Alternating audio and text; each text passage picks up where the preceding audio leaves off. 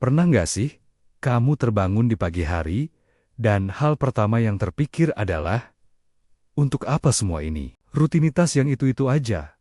Perasaan terjebak. Seperti ada suara kecil di kepala yang bilang, kamu bisa melakukan lebih. Tapi kenapa nggak mulai? Itu bukan kebetulan. Itu adalah panggilan. Panggilan dari versi dirimu yang paling kuat, yang menuntut untuk dikeluarkan. Dan hari ini, kita akan menjawab panggilan itu. Musuh terbesar kita bukanlah kegagalan, bukan juga orang lain. Musuh terbesar kita adalah kenyamanan. Zona nyaman itu licin. Dia nggak terlihat seperti penjara, malah terasa aman, hangat, dan familiar. Tapi disitulah mimpi perlahan-lahan dibunuh. Kita dikelilingi oleh tembok yang tidak terlihat. Takut akan penilaian orang, takut gagal, takut tidak mampu. Tembok itu kita yang bangun sendiri, bata demi bata. Setiap kali kita memilih untuk menunda, untuk berkata nanti saja, untuk mencari alasan. Pertanyaannya adalah, sampai kapan? Kunci untuk menghancurkan tembok itu bukan dengan palu godam, tapi dengan satu langkah kecil. Sekali lagi, satu langkah kecil. Kecil, kita sering terjebak memikirkan hasil akhir yang gemilang, ingin langsung jadi CEO, langsung jadi atlet pro, langsung punya bisnis miliaran. Itu melelahkan. Otak kita langsung panik dan memilih untuk kembali ke zona nyaman. Lari 5 menit setiap hari jauh lebih powerful daripada lari 2 jam sekali sebulan. Menulis 1 paragraf setiap pagi akan membentuk sebuah buku. Belajar 1 skill selama 30 menit sehari akan mengubahmu jadi ahli dalam setahun. Oke, kita sudah mulai. Lalu, kita gagal. Dan itu pasti terjadi. Disinilah kebanyakan orang menyerah. Mereka menganggap kegagalan adalah akhir. Tapi izinkan saya membongkar mindset ini. Kegagalan bukanlah tanda berhenti.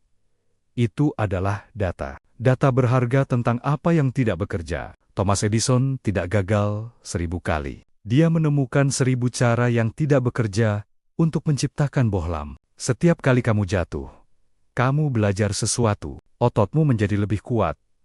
Mentalmu menjadi lebih tangguh. Setiap kegagalan adalah batu pijakan yang mengangkatmu sedikit lebih dekat ke tujuan. Jadi, lain kali kamu gagal, tanyakan pada diri sendiri, apa yang pelajaran berharga yang bisa saya ambil dari ini? Ubah rasa sakit menjadi kekuatan. Bayangkan ini.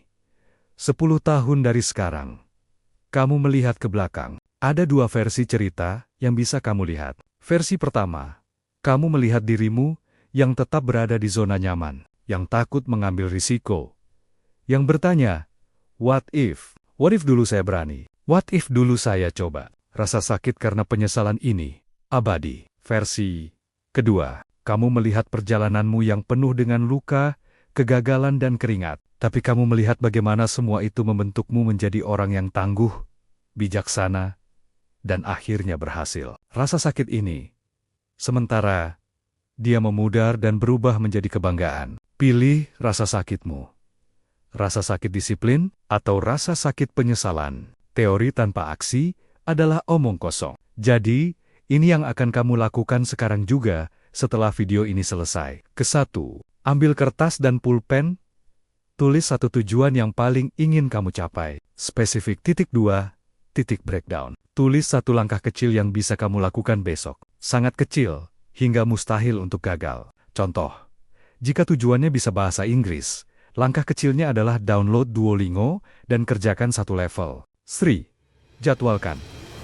Katakan dengan lantang, besok, setelah waktu tertentu, saya akan melakukan langkah kecil tersebut. Lakukan hanya itu. Besok, lakukan lagi. Lusa, lagi. Bangun ritmenya. Perjalanan ribuan mil dimulai dari 1 langkah. Tapi, langkah itu harus diambil. Dunia di luar zona nyamanmu itu menakutkan. Tapi disitulah kehidupan sebenarnya berada. Disitulah pertumbuhan terjadi. Disitulah versi terbaik dirimu menunggu untuk ditemukan.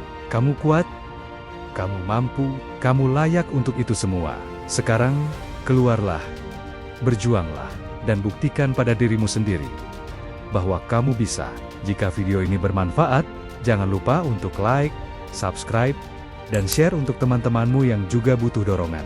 Terima kasih, dan sampai jumpa di video berikutnya.